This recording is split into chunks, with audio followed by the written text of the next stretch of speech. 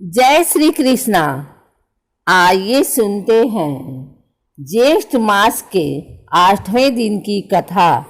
श्री विष्णु पुराण के अनुसार श्री पाराशर ऋषि जी ने शादी होते ही गृह त्याग कर वन में साधना करने की दृढ़ संकल्प किया। उनकी धर्म पत्नी ने कहा, अभी तो शादी हुई है, अभी आप घर त्याग कर जा रहे हो, संतान उत्पत्ति करके फिर साधना के लिए जाना। तब श्री पाराशर ऋषि ने कहा कि साधना करने के पश्चात संतान उत्पन्न करने से नेक संस्कार की संतान उत्पन्न होगी। मैं कुछ समय उपरांत आपके लिए अपनी शक्ति वीर्य किसी पक्षी के द्वारा भेज दूंगा, आप उसे ग्रहण कर लेना। यह कहकर घर त्याग कर वन प्रस्थान के लिए चले गए। 1 वर्ष साधना के उपरांत अपना वीर्य निकालकर एक वृक्ष के पत्र में बंद करके अपनी मंत्र शक्ति से शुक्राणु रक्षा करके एक कौवे से कहा कि यह पत्र मेरी पत्नी को देकर आओ। कौवा उसे लेकर दरिया के ऊपर से उड़ा जा रहा था। उसकी चोंच से वह पत्र दरिया में गिर गया। उसे एक मछली ने खा लिया। कुछ महीनों उपरांत उस मछली को एक मल्लाह ने पकड़कर काटा। उसमें से एक लड़की निकली। मल्लाह ने लड़की का नाम सत्यवती रखा।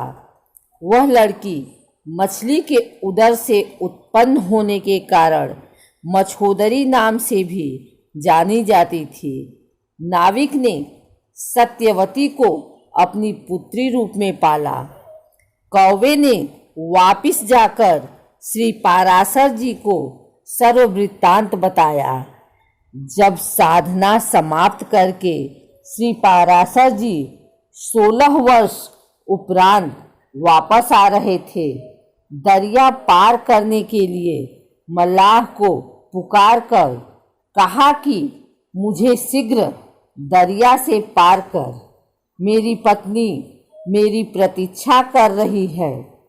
उस समय मल्लाह खाना खा रहा था तथा श्री पाराशर ऋषि के बीज से मछली से उत्पन्न 14 वर्षीय युवा कन्या अपने पिता का खाना लेकर वहीं पर उपस्थित थी।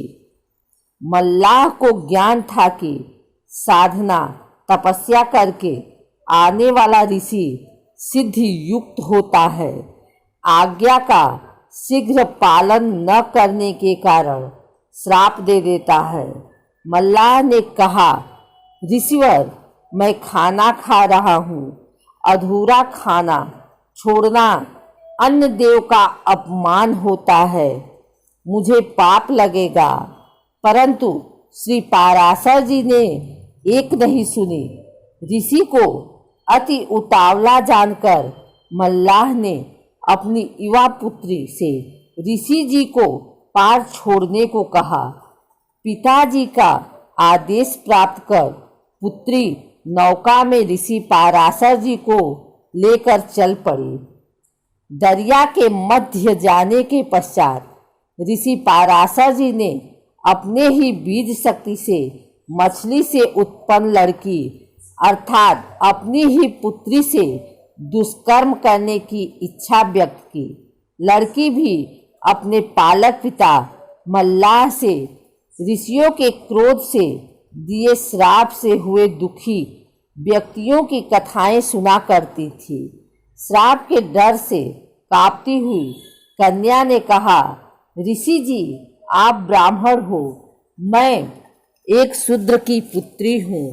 ऋषि पाराशर जी ने कहा, कोई चिंता नहीं। लड़की ने अपनी इज्जत की रक्षा के लिए फिर बहाना किया, हे ऋषिवर, मेरे शरीर से मछली की दुर्गंध निकल रही है। ऋषि पाराशर जी ने अपनी सिद्धि शक्ति से दुर्गंध समाप्त कर दी। फिर लड़की ने कहा, दोनों किनारों पर व्यक्ति देख रहे हैं। ऋषि पाराशर जी ने गंगा दरिया का जल हाथ में उठाकर आकाश में फेंका तथा अपनी सिद्ध शक्ति से धुंध उत्पन्न कर दी, अपना मनोरथ पूरा किया। लड़की ने अपने पालक पिता को अपनी पालक माता के माध्यम से सर्व घटना से अवगत करा दिया तथा बताया कि ऋषि ने अपना नाम पाराशर बताया तथा ऋषि वशिष्ठ जी का पौत्र पोता बताया था। समय आने पर कवारी के गर्भ से श्री व्यास ऋषि उत्पन्न हुए। उसी श्री पाराशर जी के द्वारा श्री विष्णु पुराण की रचना हुई है। श्री पाराशर जी ने बताया कि हे मैत्रेय, जो ज्ञान मैं तुझे सुनाने जा रहा हूँ, यही प्रसंग दक्षादि मुनियों ने नर्मदा तट पर राजा पुरुकुत्स को सुनाया था। पुरुकुत्स ने सारस्वत से और सारस्वत ने मुझसे कहा था।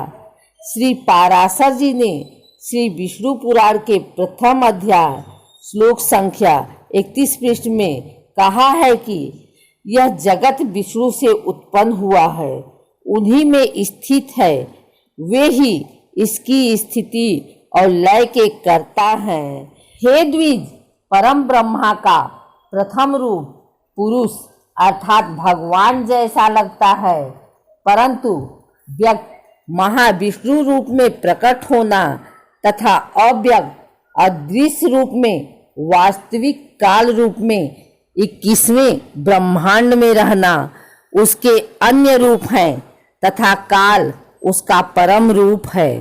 भगवान विष्णु जो काल रूप में तथा व्यक्त और अव्यक्त रूप में स्थित होते हैं, यह उनकी बालवत लीला है। फिर पृथ्वी बोली, हे काल स्वरूप, आपको नमस्कार हो।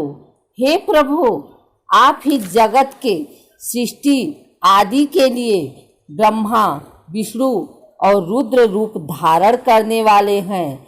आपका जो रूप अवतार रूप में प्रकट होता है, उसी की देवगण पूजा करते हैं। आप ही ओंकार हैं।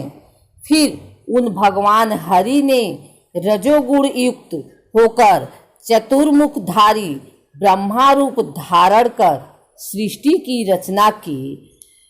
ऋषि पाराशर जी ने सुनाया ज्ञान अर्थात लोक वेद के आधार पर श्री विष्णु पुराण की रचना की है, क्योंकि वास्तविक ज्ञान पूर्ण परमात्मा ने प्रथम सतयुग में स्वयं प्रकट होकर श्री ब्रह्मा जी को दिया था। श्री ब्रह्मा जी ने कुछ ज्ञान तथा कुछ स्वनिर्मित काल्पनिक ज्ञान अपने वंशजों को बताया। एक दूसरे से सुनते सुनाते ही लोकवेद श्री पाराशर जी को प्राप्त हुआ। श्री पाराशर जी ने विष्णु को काल भी कहा है तथा परम ब्रह्मा भी कहा है। उपरोक्त विवरण से यह भी सिद्ध हुआ कि विष्णु अर्थात ब्रह्मा स्वरूप काल अपनी उत्पत्ति ब्रह्मा विष्णु तथा शिव रूप से करके सृष्टि उत्पन्न करते हैं।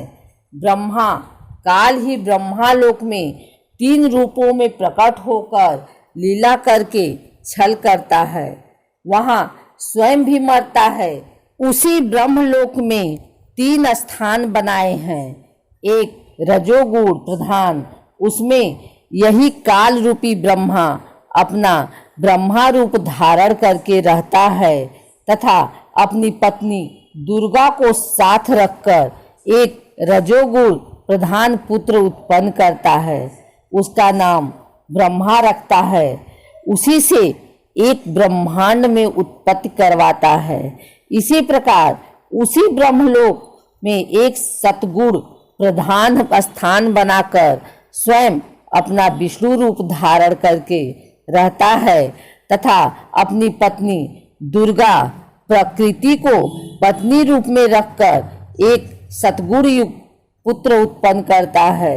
उसका नाम विष्णु रखता है। उस पुत्र से एक ब्रह्मांड में तीनों लोकों पृथ्वी, पाताल, स्वर्ग में स्थिति बनाए रखने का कार्य करवाता है।